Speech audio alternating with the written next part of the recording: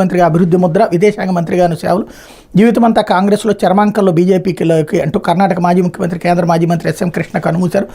మంగళవారం తెల్లవారుజామున 2:45 బెంగళూరు సదాశివనగర్లో తన స్వగ్రామంలో గుండెపోటుతో మరణించారు. ఆయన కొద్ది కాలంగా వృద్ధాప్య సమస్యలతో బాధపడుతున్నారు. ఊపిరితిత్తుల్లో తీవ్రమైన ఇన్ఫెక్షన్ కారణంగా ఇంటి వద్ద చికిత్స పొందుతున్నారు.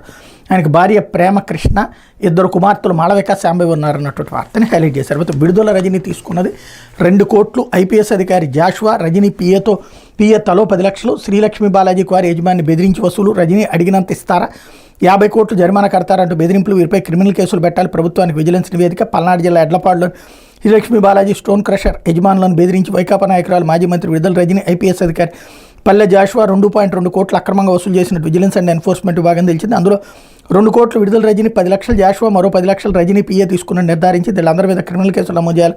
జాషువాపై అఖిల భారత సర్వీస్ నియమావళి ప్రకారం చర్యలు తీసుకోవాలని సిఫార్సు చేసింది. మేరకు తాజాగా ప్రభుత్వానికి నివేదిక సమర్పించింది. విజిలెన్స్ దర్యాప్తులు గుర్తించిన నివేదికలో పొందుపరిచినటువంటి అంశాలను ఇక్కడ హైలైట్ చేశారు. ఇకపోతే నేడు రేపు కలెక్టర్ల సదస్సు